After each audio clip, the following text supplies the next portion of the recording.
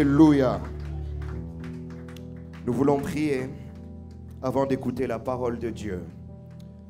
Éternel tendre Père, nous te rendons infiniment grâce pour ce temps que tu nous as donné.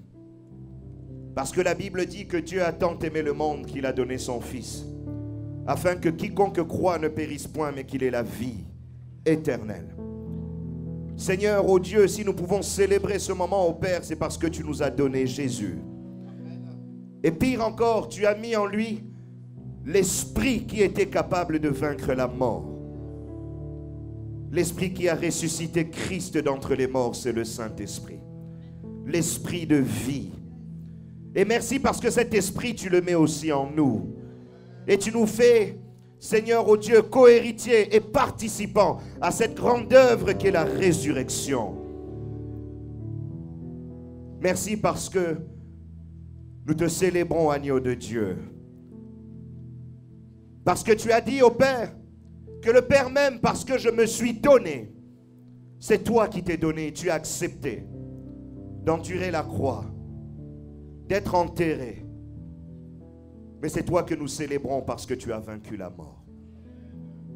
Reçois la gloire, toi qui es notre Seigneur. À l'heure où nous voulons entendre ta parole, que tout soit conduit par le Saint-Esprit pour ta seule gloire. Nous sommes des hommes tellement limités, tellement faibles, tellement remplis d'erreurs. Mais nous voulons, Saint-Esprit, que toi tu tiennes ma bouche et que tu tiennes nos cœurs, afin que cette parole ne tombe pas dans les oreilles, mais qu'elle tombe dans les cœurs. Que toute la gloire, que toute la louange ne revienne qu'à toi, tu es Dieu. Nous t'acclamons et nous te célébrons et nous disons Amen. Merci chorale, que Dieu vous bénisse. Merci au grand cœur.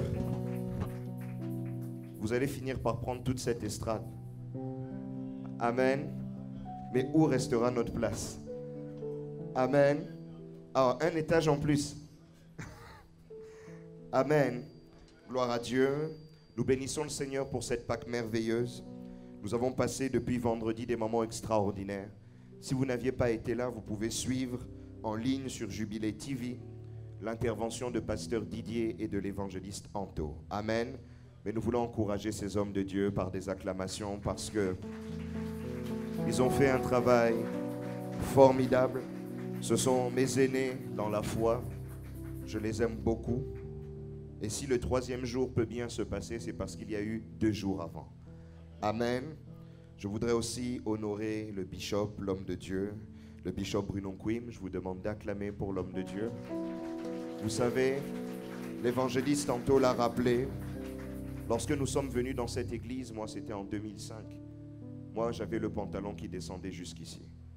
Amen. Un baggy, à tel point où on était venu un mercredi, une maman de l'église croyait qu'on était des voyous qui s'étaient trompés d'adresse. Quand on lui a dit, on vient à l'église, elle nous a demandé, est-ce que vous êtes sûr? Amen. Mais elle voyait des jeunes gens habillés bizarrement, avec des caleçons dehors. C'était très indécent. Amen. Si vous faites ça, arrêtez. Mais bien aimé, là où cette maman voyait peut-être des gens compliqués ou des jeunes difficiles, l'homme de Dieu voyait des prédicateurs. Amen. Et il a cru. Et il voyait en nous ce que nous-mêmes nous ne voyions pas. Vous savez, même moi, quand je me tiens du haut de cette chair, je suis toujours étonné. Ma vie est un témoignage et un étonnement. Amen. Parce que dans les calculs des hommes et dans mes propres calculs, je ne pensais pas pouvoir avoir ma tête sur une affiche de séminaire. Nous avons grandi dans un milieu où nous avons grandi dans une mondanité très forte. Moi, mon père était dans un milieu de producteurs, de théâtre, de choses africaines un peu bizarres dans les ambiances. Amen. À tel point que beaucoup pronostiquaient que moi et mes frères et sœurs, nous ne ferons rien de notre vie. Et pire encore, que nous deviendrons des voyous. À l'âge de 9 ans, je commençais à garder mes frères et sœurs parce que mes parents travaillaient, on restait seuls. Et les gens disaient que parce qu'ils restent toujours seuls, ils vont finir par dévier. Amen. À tel point qu'un oncle disait, moi je n'enverrai jamais mes vacances dans cette maison. Parce que ces enfants-là vont dévier, ils n'iront jamais loin dans la vie. Amen. Pire encore, un jour on était 30 secondes de témoignage, plusieurs enfants dans la maison d'une de mes tantes, d'une tante. Et les enfants de ma tante mettent de la musique mondaine dans la maison. On dansait tous, on était des enfants. Cette maman-là arrive et elle me prend moi, elle me dit, toi, le fils du producteur là, ton père c'est un païen. Tu veux ramener mes enfants dans les délires de ton père? Amen. Je n'ai même pas le temps de lui dire que je suis innocent. Pas ça chez moi, tu ne détruiras pas mes enfants. Mais aujourd'hui, cette maman-là, je prêche l'évangile à ses enfants. Juste pour vous dire de là d'où on part et de là d'où on arrive. Lorsque nous témoignons, nous savons d'où nous venons. Il y a quelqu'un qui m'a appelé cette semaine, il m'a fait, mais attention, quand tu témoignes, les gens peuvent croire que tu es orgueilleux. Bien aimé, je ne suis pas orgueilleux, je sais là où Dieu m'a pris. Je sais là où Dieu m'a ramassé. On vient de loin. Amen. Et quand je parle de reconnaissance à cet homme de Dieu, à l'âge de 18 ans, moi, il m'a pris. À l'heure où je rêvais d'aller dans les boîtes de nuit, cet homme-là m'a pris en charge. À tel point qu'aujourd'hui, je n'ai jamais mis mes pieds en boîte de nuit. Je ne connais pas cette vie-là. Parce que Dieu m'a mis entre des bonnes mains. Amen. Donc si je suis reconnaissant, ce n'est pas pour rien. Et pire encore, cet homme a pris en charge même mes frères et sœurs. Aujourd'hui, ils ne prient pas tous au jubilé. Mais tous, on sait que l'on doit beaucoup à cet homme. Parce qu'aujourd'hui, il n'y a aucun voyou dans ma famille. Zéro voyou. Bien-aimé, si les gens parlent sur tes enfants, les pronostics des hommes ne sont pas les pronostics de Dieu. Mets tes enfants dans les calculs de Dieu. Pas dans le calcul des hommes, dans les calculs de Dieu. Et aujourd'hui, bien-aimé, il y a des directeurs, des ingénieurs, des assistantes de direction. Ma petite sœur avance dans les études, elle ira loin dans la pédagogie. Mais bien-aimé, c'est parce que Dieu nous a mis entre de bonnes mains.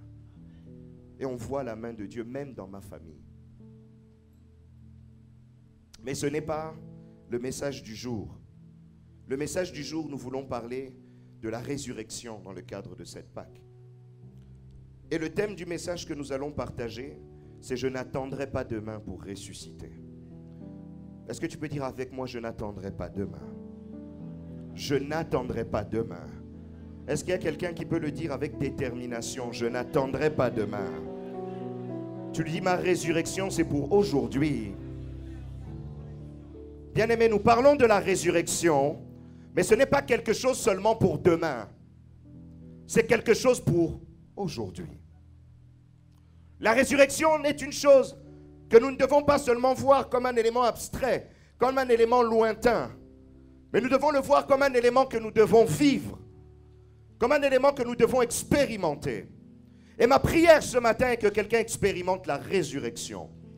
Et si quelqu'un croit à cette parole, il peut dire la résurrection c'est pour moi.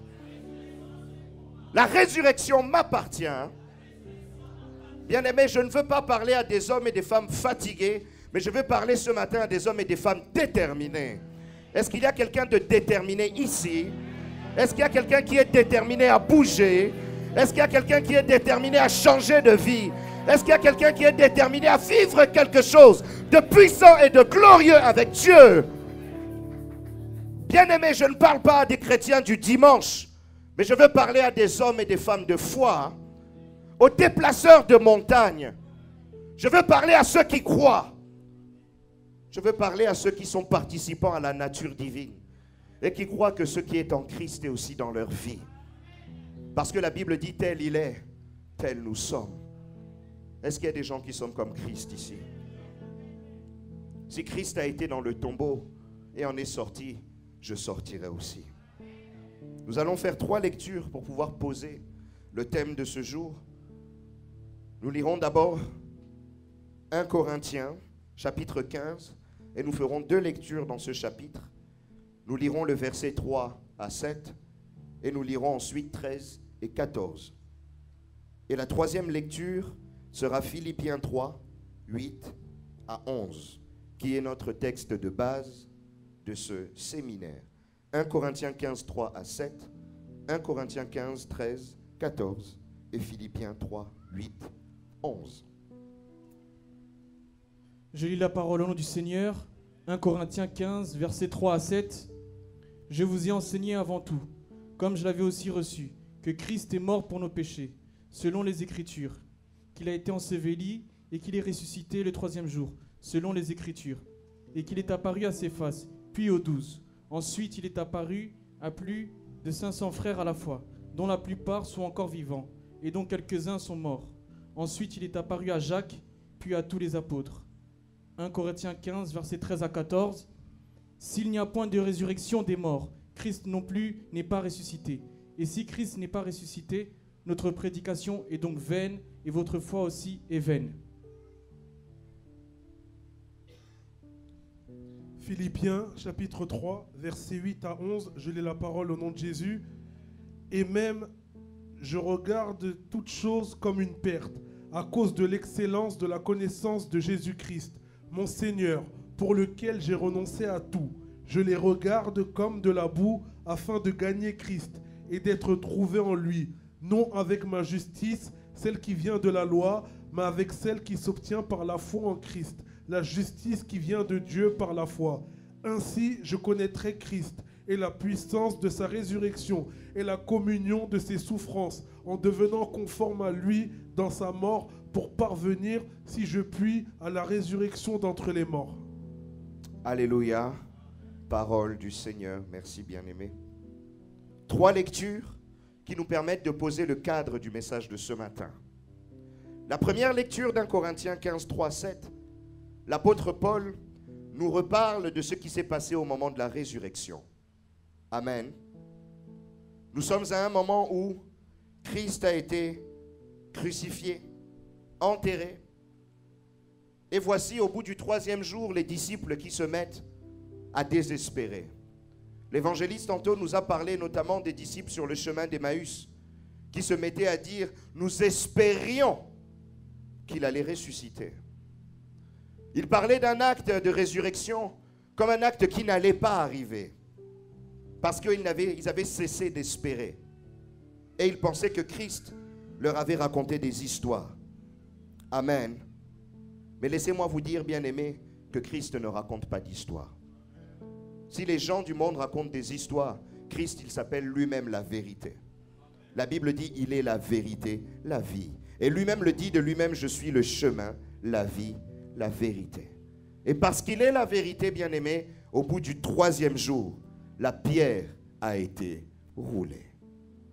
Bien-aimé, Christ a été ressuscité. Il est apparu à des femmes. D'abord, Marie de Magdala et d'autres. Il est ensuite apparu aux 12, comme l'apôtre Paul le relate. Il est apparu ensuite à plus de 500 frères à la fois, dont la plupart sont encore vivants. Amen. Il est apparu à Jacques et puis à tous les apôtres. Bien-aimés, la résurrection n'est pas une histoire, c'est une certitude. Plus de 500 personnes qui l'ont vu physiquement, qui l'ont rencontré, qui l'ont touché, qui ont été avec lui après sa mort et qui ont pu attester que oui, Christ a été mort, mais Christ a aussi été ressuscité. La résurrection est l'événement fondateur de notre foi. Dans 1 Corinthiens 15, 13 à 14, nous l'avons lu. S'il n'y a point de résurrection des morts, Christ non plus n'est pas ressuscité. Et si Christ n'est pas ressuscité, notre prédication est donc vaine et votre foi est vaine. Bien-aimés, si la résurrection n'a pas eu lieu, ça veut dire le fait de prêcher du haut de cette chair ne sert à rien. Et le fait, vous, d'être dans cette salle et d'avoir la foi ne sert aussi à rien. Bien-aimés, sans la résurrection, notre foi chrétienne n'a pas de sens. Et je voudrais rappeler quelque chose. Il y a souvent une confusion chez les chrétiens. Il y a 2 Pâques. Il y a la Pâque sans S et la Pâque avec un S. Amen. La Pâque sans S, c'est la fête juive que l'on relate dans la Bible. La fête de la traversée. Amen. Et c'est une fête juive qui n'est pas la même que la Pâque chrétienne. La Pâque avec un S, c'est la Pâque chrétienne. Et dans la Pâque chrétienne, nous célébrons non pas la sortie d'Israël, qui est l'ombre des choses à venir, bien entendu, mais qui n'est pas le sujet de notre célébration. Mais notre célébration, nous célébrons la mort et la résurrection de Christ. Amen. Et notre Pâques célèbre la résurrection de Christ. Souvent, il y a des débats dans le monde francophone qui sont des débats inutiles. Parce que les gens confondent la Pâque juive et la Pâque chrétienne. En anglais, par exemple, cette confusion et ce débat n'existent pas. Parce que le mot Pâques de la Pâque juive, ça se dit Passover. Et la Pâque chrétienne, ça se dit Easter. Donc ça n'a pas du tout le même nom, donc il n'y a pas de confusion. Mais dans notre monde francophone, on mélange tout. Et vous avez quelqu'un qui vient vous dire, moi je fête la Pâque juive, mais je ne fête pas la Pâque chrétienne. Bien aimé, c'est un non-sens. Amen. Et à l'heure où nous nous débattons sur Pâques avec S ou Pâques sans S, le monde transforme la Pâque qui était censée parler de Christ en fête où on parle du chocolat. Amen. Pendant que toi, dans ton salon, tu dis, moi je mets un S, moi je ne mets pas de S, moi je fais ceci. On fait la chasse aux œufs à l'extérieur et on ne parle plus de Jésus. Est-ce que vous voyez la folie du monde chrétien quelquefois? À l'heure où c'est une fête que tout le monde prend et considère, il y a même un jour férié pour ça. C'est une opportunité formidable pour annoncer l'évangile. Et nous, on débat sur de l'orthographe. Amen. Bien-aimés, célébrons la Pâque et soyons fiers de la célébrer. Toute opportunité est bonne pour annoncer l'évangile. Et c'est une opportunité merveilleuse pour parler de Jésus. Amen. Et lorsque vos amis vous diront, vos collègues de travail, est-ce que vous ferez la Pâque aux œufs? Non, nous on ne fera pas la chasse aux œufs. Nous on chasse Jésus. On court après Jésus dans nos vies. Et nous on ne veut pas trouver des œufs, nous on veut trouver Jésus. Est-ce que quelqu'un est d'accord avec moi, hein? Est-ce que quelqu'un partage mon point de vue?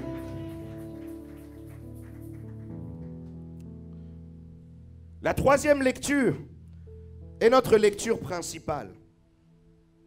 Philippiens 3, 8 à 11. L'apôtre Paul parle de la puissance de la résurrection. Il positionne la résurrection comme une puissance. Amen. Il parle de la résurrection comme une puissance dont il a besoin dans sa vie. Une puissance pour laquelle il a tout renoncé. Quand il dit qu'il regardait des choses comme de la boue, c'est-à-dire qu'il y avait des choses qu'il considérait comme importantes dans sa vie. Et du jour au lendemain, il regarde toutes ces choses-là comme des choses inutiles. Il parle de son origine juive. Il parle de sa foi juive et du fait qu'il était pharisien. Combien il voyait tout ça comme des choses importantes. Mais lorsqu'il a connu Jésus, il a vu tout ça comme de la boue. Amen. Bien-aimé, est-ce que tu regardes les choses du monde comme de la boue? Et pire encore, il a jugé que la chose la plus importante pour lui, c'est de connaître la puissance de la résurrection de Christ. Je voudrais dire ici que la résurrection est une puissance. Amen. C'est une force. Puissance implique un mouvement, implique un impact. Amen. La résurrection, c'est un impact. C'est quelque chose de fort. Imaginez-vous seulement quelqu'un qui est mort. Vous avez vu, il y avait une histoire de quelqu'un qui était mort et soi-disant ressuscité. Je ne rentre pas dans les polémiques. Mais vous voyez combien la résurrection est un sujet qui peut faire parler. Amen. Parce que c'est une puissance, cette chose-là, qu'est la résurrection. Mais maintenant, imaginez-vous celle de Christ. Combien elle a pu être puissante et combien elle a pu faire parler. Comment elle a pu faire réagir. Comment elle a pu faire bouger des gens. Amen. Lorsque vous lisez dans Éphésiens 1, 18, 20, la Bible dit ceci. Et qu'il illumine les yeux de vos cœurs pour que vous sachiez quelle est l'espérance qui s'attache à son appel, quelle est la richesse de la gloire de son héritage qu'il réserve aux saints et quelle est envers nous qui croyons l'infinie grandeur de sa puissance, se manifestant avec efficacité par la vertu de sa force. Il l'a déployé en Christ en le ressuscitant des morts, en le faisant asseoir à sa droite dans les lieux célestes. C'est comme si en nous disant que toute la puissance de Dieu s'était concentrée pour ressusciter Christ d'entre les morts. C'est comme si on nous disait que toute la puissance de Dieu résumait ou était résumée ou centrée dans la résurrection de Christ.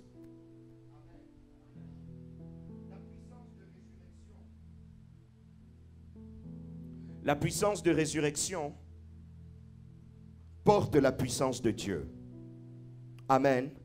Quand on dit Dieu tout-puissant, ou quand on dit que Dieu a toute puissance, cette toute puissance s'est manifestée lorsque Christ est sorti du tombeau. Et bien aimé, cette puissance n'est pas en n'importe qui.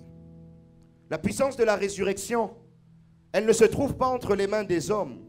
Elle ne se trouve pas entre les mains des médecins, mais elle se trouve entre les mains de Christ seul. Amen. Plusieurs éléments le disent. Jésus, dans Jean 11, 25, il dit de lui-même, Jésus lui dit, « Je suis la résurrection et la vie. Celui qui croit en moi vivra quand même il serait mort. » Il dit lui-même qu'il est la résurrection. Donc on sait que c'est une puissance. Et cette puissance est une personne. Et cette personne est Christ. Amen.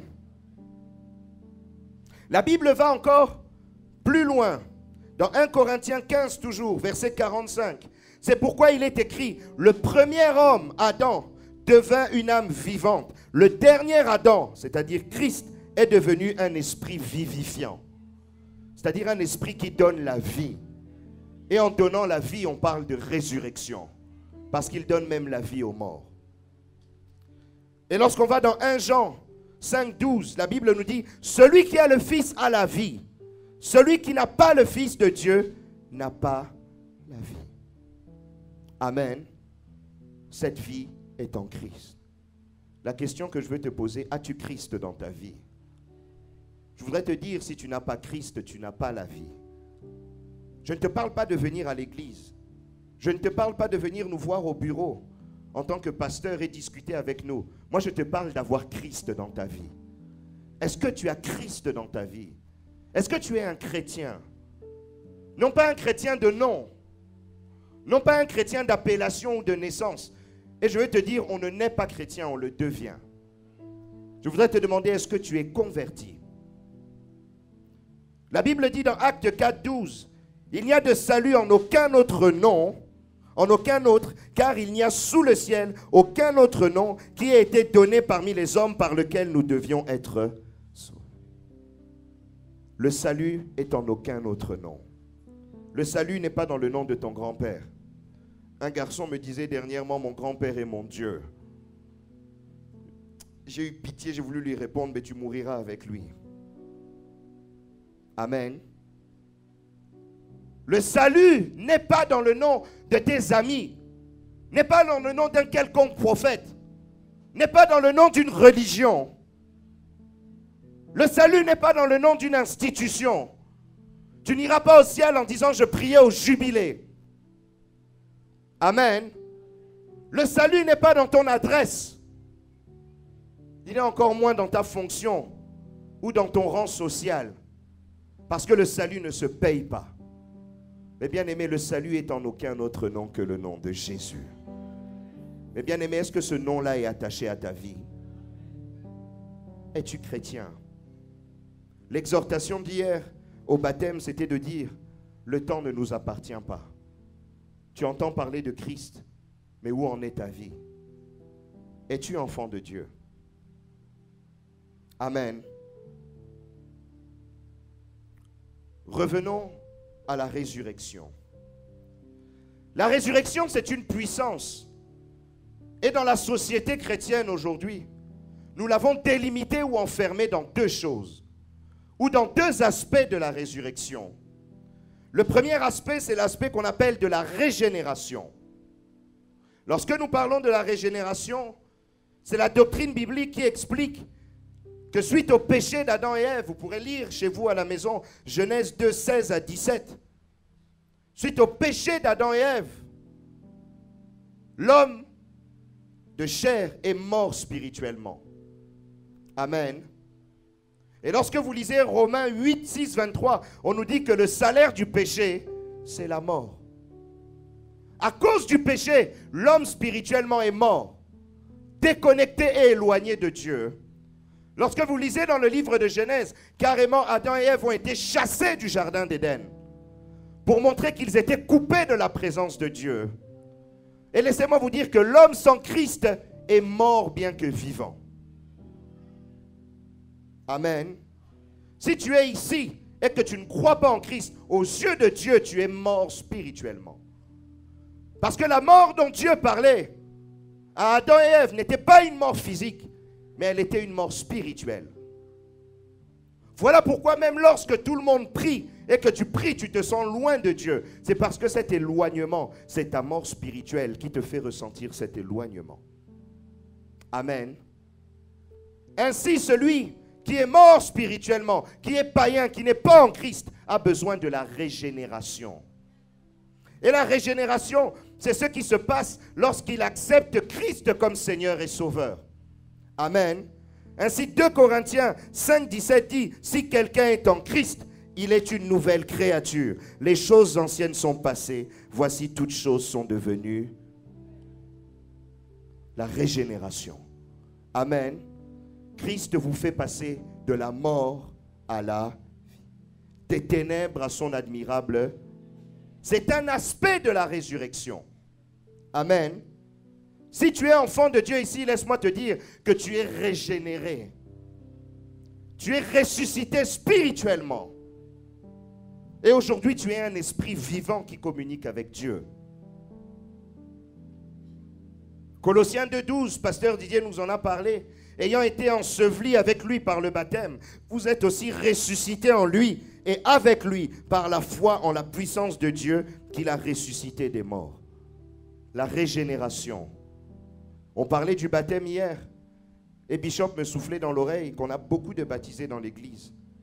Mais dans mon cœur, je voyais qu'il y avait encore des gens assis et qui ne sont pas baptisés. Amen. Bien-aimé, n'attends pas. Ne regarde pas ton âge, ne regarde pas ton rang social, n'attends pas. Le baptême, ce n'est pas seulement pour les jeunes, ce n'est pas seulement pour les enfants. Ce n'est pas seulement pour les femmes qui souvent ont le zèle pour la foi. C'est aussi pour les papas. Amen.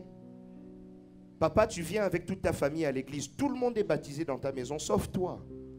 Tu es le sacrificateur de ta maison. Tu dois montrer l'exemple dans ta maison. Amen. Dans la maison, c'est toi le chef spirituel. Tu es en Christ, tu crois. Qu'attends-tu pour le baptême? Le Seigneur dit, celui qui croira et qui sera baptisé sera sauvé. La foi et le baptême est attaché. Amen. Quand on croit, on se baptise. De lui demande à celui qui a toqué, si tu n'es pas baptisé, qu'attends-tu? Ah, vous êtes gêné, hein? Elle est gênante cette question. Posez-la. Si tu n'es pas baptisé, qu'attends-tu? Bien-aimé, Dieu te demandera des comptes. Il est donné à l'homme de vivre une fois et de mourir une seule fois, après quoi vient le jugement. Le purgatoire n'existe pas. Le jugement, c'est une fois. Tu as une chance. Et c'est le moment de préparer ce rendez-vous. Amen. 2 questions. As-tu Christ dans ta vie? Et deuxième question, qu'attends-tu pour te baptiser? Si tu as Christ dans ton cœur. Amen. Le deuxième aspect dans lequel nous avons enfermé la résurrection, c'est l'aspect eschatologique. L'eschatologie, c'est la doctrine de la fin des temps. La Bible dit dans 1 Thessaloniciens 4,16, car le Seigneur lui-même a un signal donné à la voix d'un archange, au son de la trompette de Dieu, descendra du ciel et les morts en Christ ressusciteront premièrement. Amen. Et généralement, quand on parle de résurrection, il y a beaucoup de chrétiens qui n'attendent que la résurrection de la fin des temps. Amen. Et beaucoup de prédicateurs qui ne prêchent seulement l'aspect de la résurrection, qui est l'aspect eschatologique. Vous serez ressuscités, mais demain. Soit vous êtes ressuscités au moment de votre conversion, ou soit vous serez ressuscités au moment du retour de Christ. Eh bien aimé, qu'est-ce qui se passe entre-temps? Amen. Qu'est-ce qui se passe pour nous? Il y a un vide. Amen. Ça veut dire que la résurrection n'est là qu'au début et n'est là qu'à la fin. Mais alors que l'apôtre Paul a l'air de dire, dans le passage que nous avons lu de Philippiens, de connaître la puissance de la résurrection. Il n'a pas dit « je connaîtrai », il n'a pas parlé au futur. Il dit de connaître la puissance de la... Ce qui est encore plus troublant, c'est que Paul était converti. Ce n'était pas un non-converti. Donc il avait connu la régénération, le fait de naître de nouveau en Christ. Mais comment il dit encore qu'il veut connaître la puissance de la résurrection? Amen.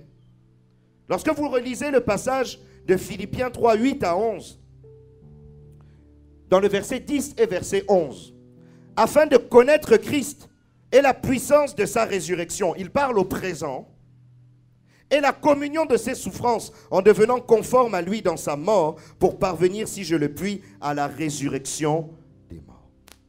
Il utilise 2 fois le mot résurrection. Amen. Il parle d'abord de la puissance de résurrection comme quelque chose de général. Et il parle de la résurrection des morts qui arrivera à la fin des temps comme quelque chose de particulier. Est-ce qu'on se comprend bien? Il dit 2 fois le mot résurrection. Et depuis que je médite sur ce verset, ça me trouble. Pourquoi il en parle 2 fois? Amen. J'ai été voir dans les traductions. Le mot résurrection en français revient 2 fois, mais en grec n'est pas écrit pareil et ce n'est pas le même mot. Lorsque vous revenez dans les textes grecs, le premier mot c'est anastasis. Ça veut dire ressusciter de la mort, résurrection, certains qui sont revenus à la vie. Et c'est le mot qui est utilisé dans toute la Bible pour parler de résurrection.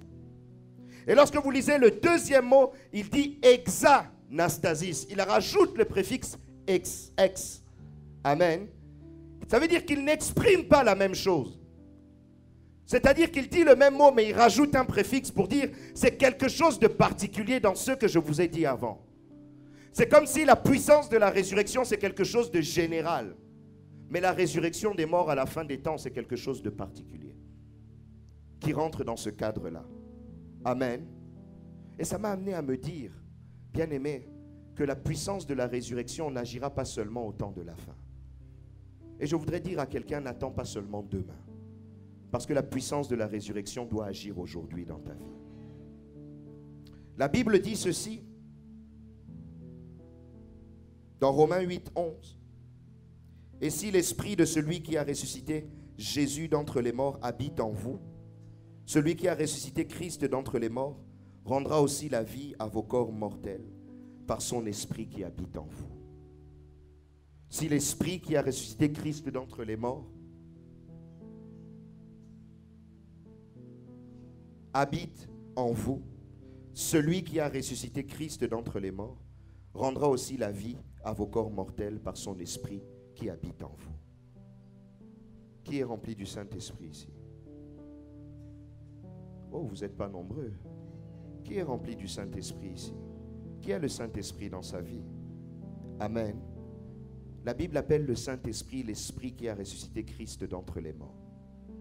L'apôtre Paul dit, s'il a rendu la vie à Christ, comment ne rendrait-il pas la vie à vos corps mortels? Je voudrais dire à quelqu'un, n'attends pas demain.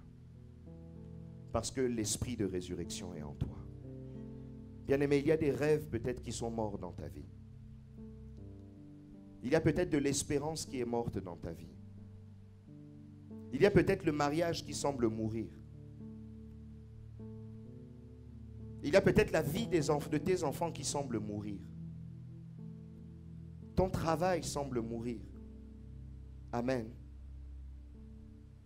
Il y a des choses qui n'ont l'air de ne pas aller dans ta vie. Mais je voudrais dire qu'il y a en toi l'esprit de résurrection. Je voudrais dire que tu es porteur de l'esprit de résurrection.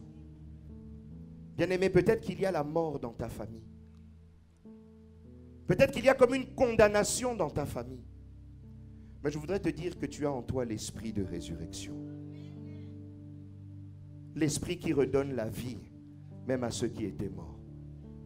L'esprit qui relève, même ceux qui étaient détruits.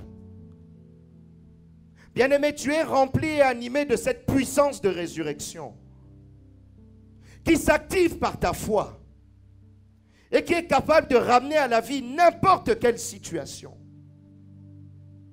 Pendant que tu attends la résurrection des morts seulement demain, Dieu peut ressusciter des choses déjà aujourd'hui.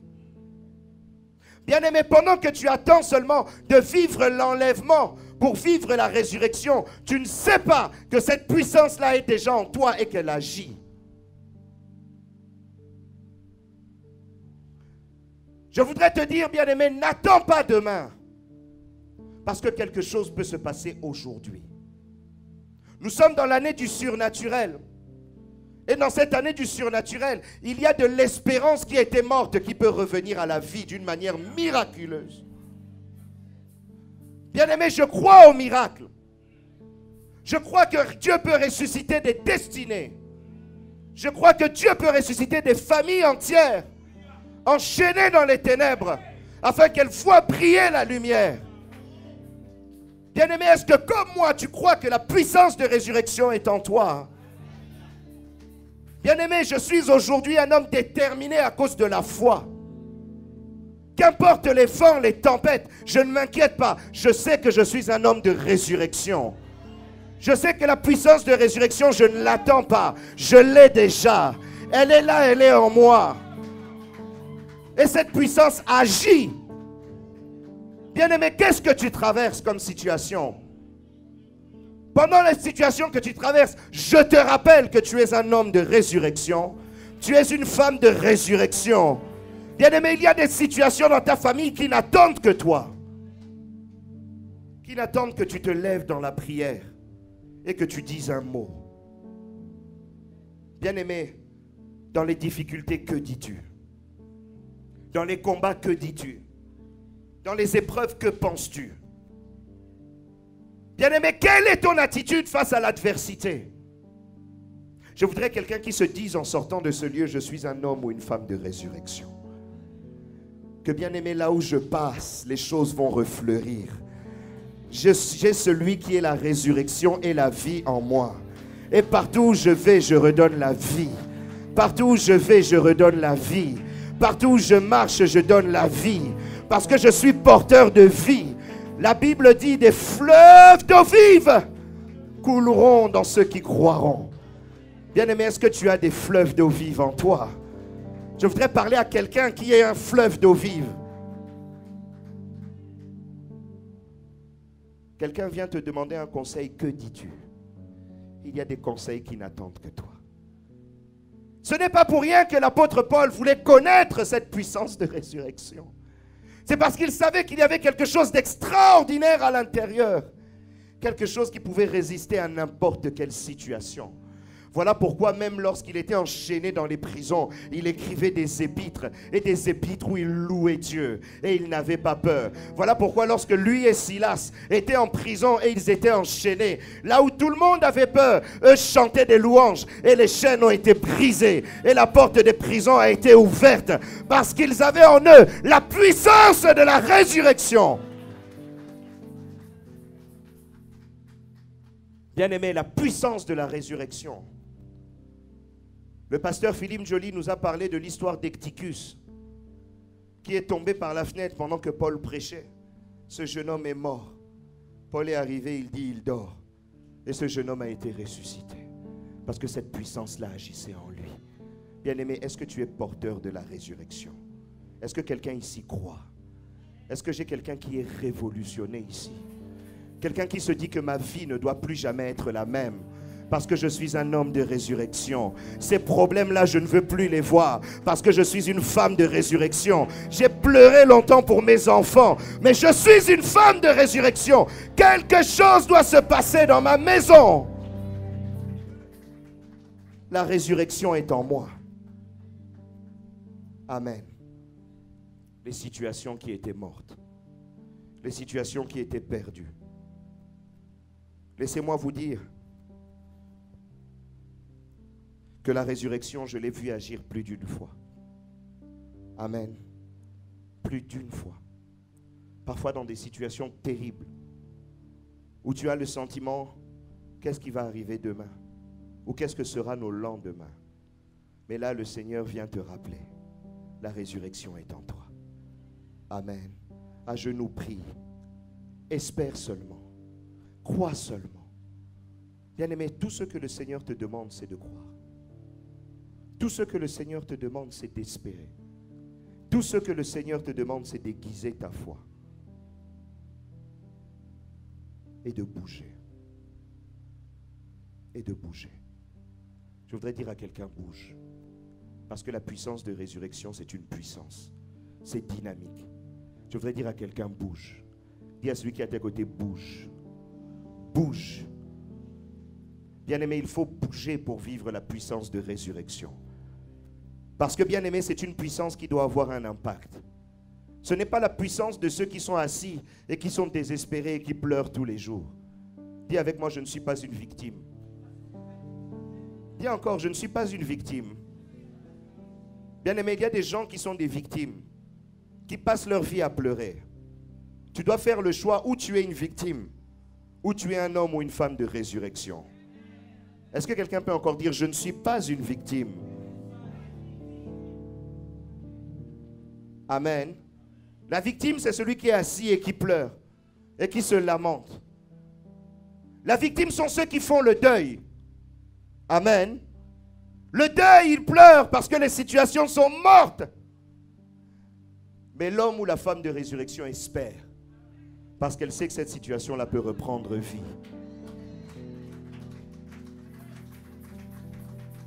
Amen. Es-tu une victime? Les victimes n'attendent plus. Mais je voudrais te dire, bien-aimé, que la résurrection est en toi. Et qu'il te suffit de te lever dans la foi pour pouvoir changer les situations de ta vie. Que le Seigneur vous bénisse. Nous pouvons nous lever pour prier. Je demande à des hommes et des femmes de résurrection de se lever. De se lever. De se lever. Je voudrais que tu te lèves avec de la foi. Je voudrais que tu te lèves avec de la foi. Personne n'est comme lui. Personne n'est comme lui. Personne.